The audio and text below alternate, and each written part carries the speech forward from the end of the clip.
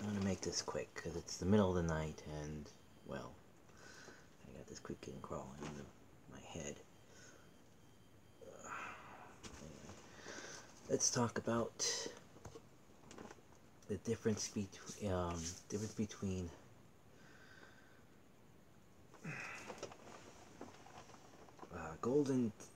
golden times, or should I say, Roger Corman's, um, because he was part of it, rendition of a Galaxy Express 999, or as he puts it, which everyone says every freaking time, Galaxy Express 999. They don't abbreviate it in this version. They No one does. And Viz's Galaxy Express 999, or 39 as they call it. So anyway, I've been meaning to do a review about this, but since my computer died, yeah, I can't really do the before and after clips. Sorry. I could do that with my material, but you know what I have on hand, but that would be clunky and take a while. Not that I'm really doing anything. Maybe I'll attempt it further down because I'm currently still unemployed. It's almost the end of July. So yeah. So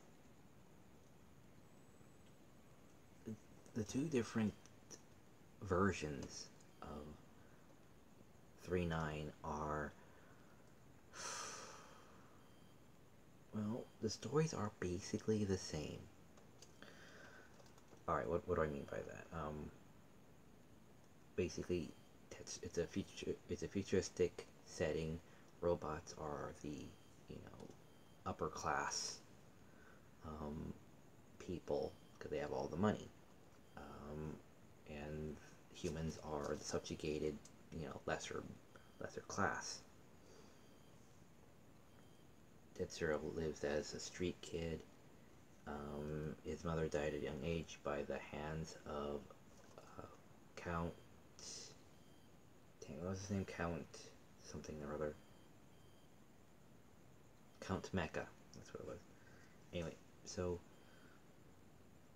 his whole dream is to become a roboticized in order to have a better life, in order to also exact his revenge.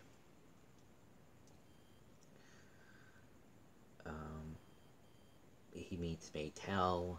He goes on 3.9, and yeah, he does get his revenge on Count Mecha, and it's finding the secret about, you know, the the secret about the robotic society. Now, the story, pretty much until that point. Okay, there's only a few handful of details that are different. One is the shitty editing. It's the most horrific thing about this. Between the two versions is it just looks so basic and hammy. It's like something I would make with what tools I have right now. Not even a real computer editing software. It's just made out of, you know, you can't use part of the whole thing if you can't break it up. You got to use the whole thing. It's just terrible. Although in the Viz version, there is a rather beautiful, like, a scene similar to that of 2001: The Space Odyssey when the guy goes inside the monolith or whatever he goes through. It's like that, and it's like that long with 5 minutes of weird animation, but it kind of doesn't add anything to the anime. It's like, you could have left that scene in fine, but made it a lot shorter, for the runtime. But in the Roger Corman version, it was cut out completely. Anyway, so in okay, so the difference between the two versions for Tetsuro is only really regards to his mother. Nothing's really changed about Tetsuro except for his name is Joey. That's about it. Harlock became Warlock, and Maytel sounds like, well, she sounds like a British nanny. And the lip flaps are terrible, especially with Maytel. Her lip flaps are off. She stops talking, and it's like, but that doesn't make any sense. And sometimes it's a little noticeable, and sometimes it's a lot noticeable. So, yeah. There's just this. It just gets distracting. That aside, the only real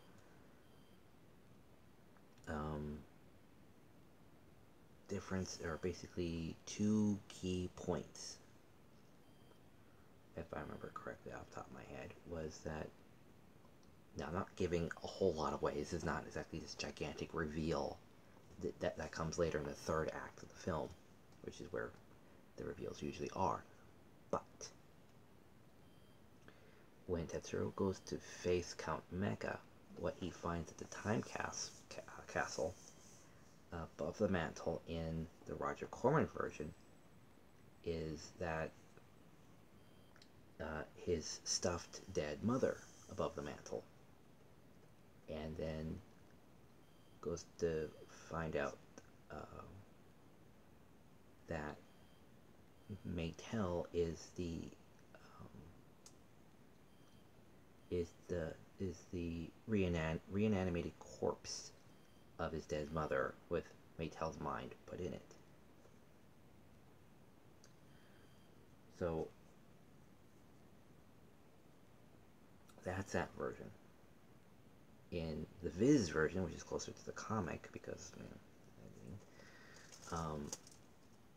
that is his mother. Stupid gnats. That is his mother above the mantle, but Maytel, and Maytel's the one who is the clone with Maytel's mind stuffed in that body. That's why she said she's a shadow of her mother, of his mother. So at the final scene, after everything's done with, and this is the end shot, basically, in the Viz version, in this version, knowing that, we, the audience, know that, Maytel kisses Tetsuro and then leaves. In the Roger Corman version, that doesn't happen, because who really wants to see somebody who even is who is the resurrected, the reanimated corpse of your dead mother kissing you? Like, really? So yeah, it's understandable, but honestly, when I first watched the Viz version back in '89 on Saturday Anime, I liked it because it had emotional punch to it all. It was, it was kind of like an arc of their relationship. Someone actually did something, even though, yeah, it's not exactly the most ideal romance or relationship, but it meant something to them. That's what first got me into this whole thing, Japan and hentai and all that other stuff. So I was a lot more accepting of it. But anyway, back then, I didn't really grasp the concept of the metaphor. Remember, this is 2 o'clock in the morning by the time this thing ends, so you're half asleep by the time that happens, but you're like, eh, like you're blurry-eyed, like, eh. And the ending was just so bittersweet. It's such a good story, but it ends kind of sadly where she leaves. And you don't know if there's going to be a sequel. Thankfully, there was. And that also was done by Viz.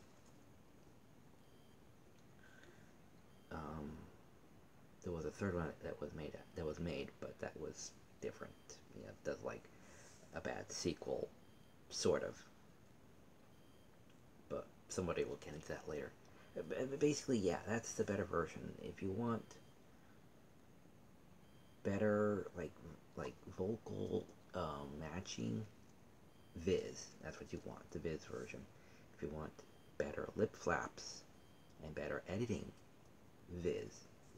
If you want the superior storytelling, it kind of comes off as more Viz, because that's, they streamline it. They call it 3.9. They don't say the Galaxy Express 999 every single time. So yes, the Viz version is superior.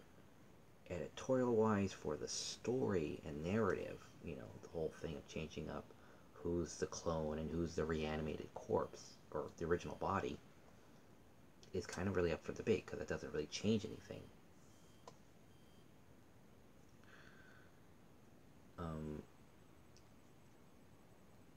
So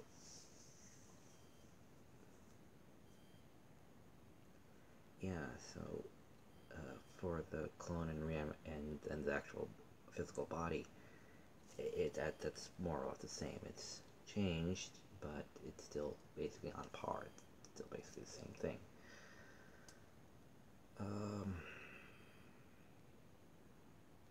I would recommend just to watch the Roger Corman, just on the basis of just being able to see the difference and understanding what a good quality dub is compared to a very shitty dub and translation and editing.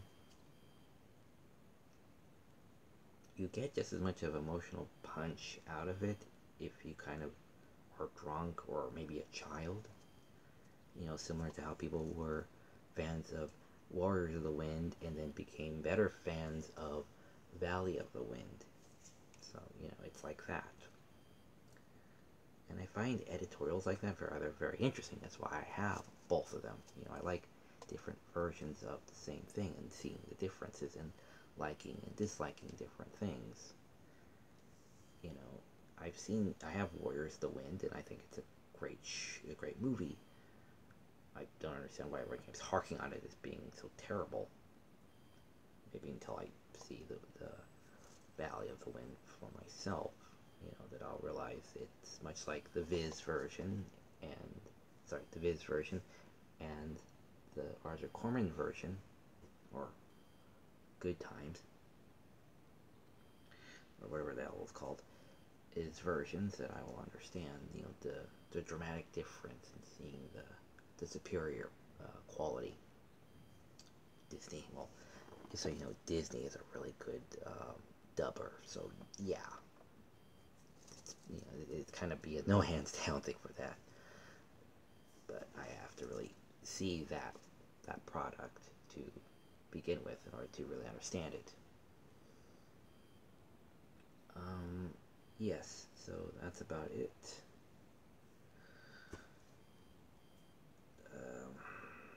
Oh, and the conductor, they make him and sound like a clown in the Roger Corman version. It's another detractor from the likability of the story.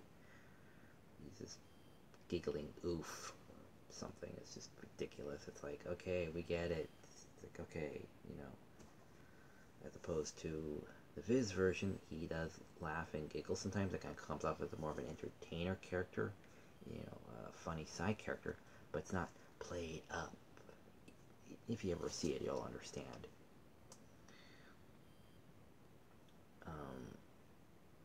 He's kind of more of a side character that kind of like watches. So he's kind of more like a little bit more like the audience, but he has a role to play in the story. But he's also just a watcher. Anyway, so get back to watching YouTube. That's all I really can do. Waiting for the phone to ring.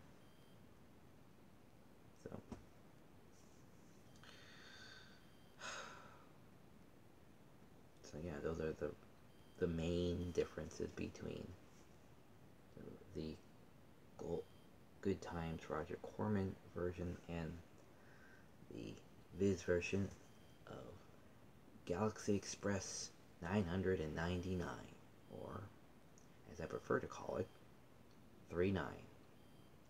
So until next time, kids, take care and see you at the movies. Bye.